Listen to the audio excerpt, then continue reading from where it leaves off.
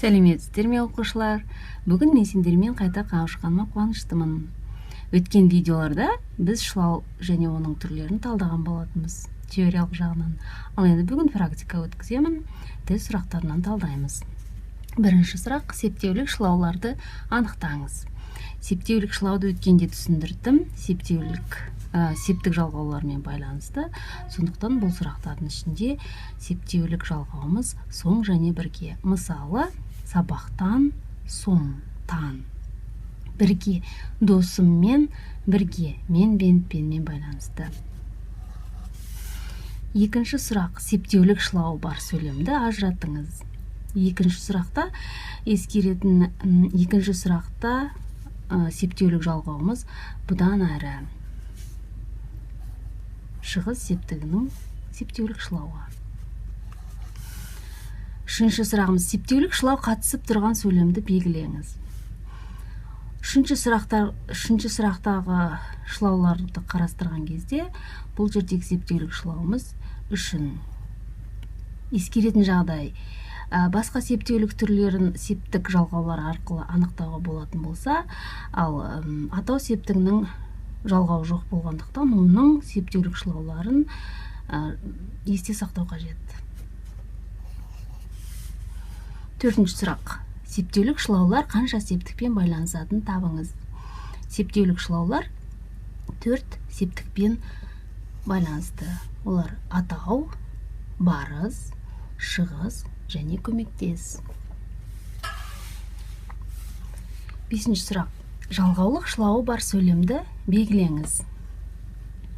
Бұл жерде жалғаулық шылау бірде сыбызғы бірде өксіп, бірде үхледі.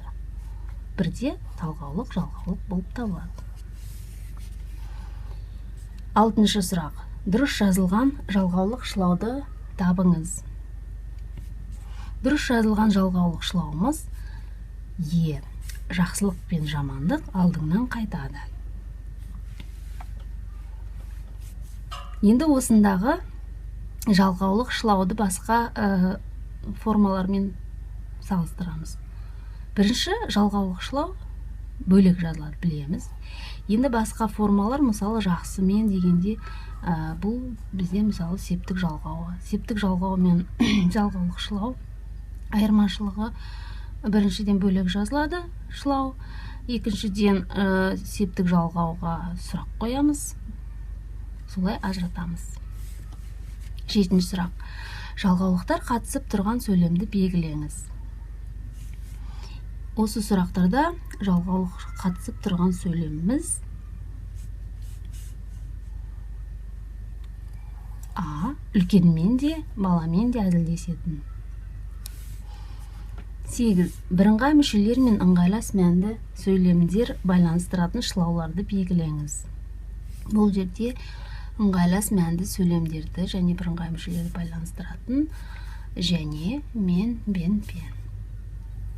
Жалғаулықтармен сәйкес келетін септік жалғауларын көрсетіңіз. Бұл жердегі жауап жатыс және көмектес.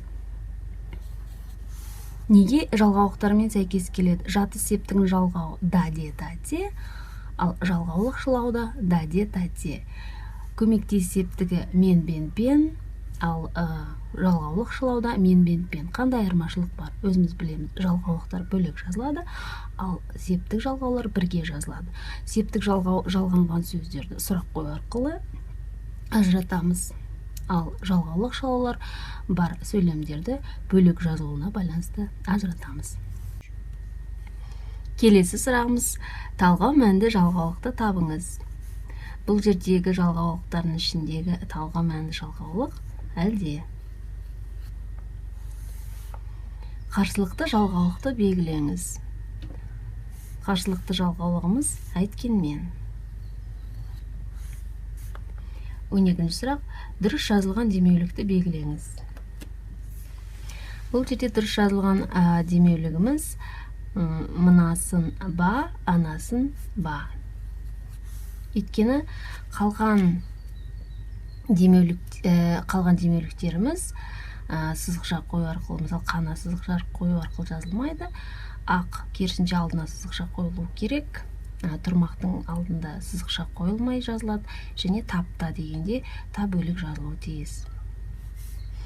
13-ші сұрақ, тек демеулік шылаулардан тұрған қатарды белгілеңіз.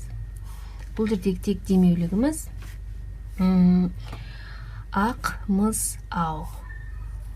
Өйткені қалғандарында жалғаулық шылаулар аралас келеді. Сұраулық шылаулы сөзді көрсетіңіз. Осындағы сұраулық шылауды іздейміз. Бұл жердегі сұраулық шылауымыз келгенбісің. Қалай анықтаймыз? Келгенбісіңде шылау бар екенін анықтау үшін осы етістікті келгенсің бе деп жазамыз. Келгенсің бе. Сөз ішінде б түрінде келіп тұр. Соңғы сұрағымыз, демеулік шылау қатысып тұрған сөйлемді белгілеңіз. Бұл жерде демеулік шылауды іздейміз, соның ішінде в-ны белгілейміз. Демеулік шылауымыз да, жазуда, ол кезінде сонет жазуда да алдына жан салмаған ақын дегенде жазуда деген сөзіне да күшейту мағынасын беріп тұр. Демес күшейткіш демеулік шылау болып табылады. Көріп тыңдағандарыңызға рахмет.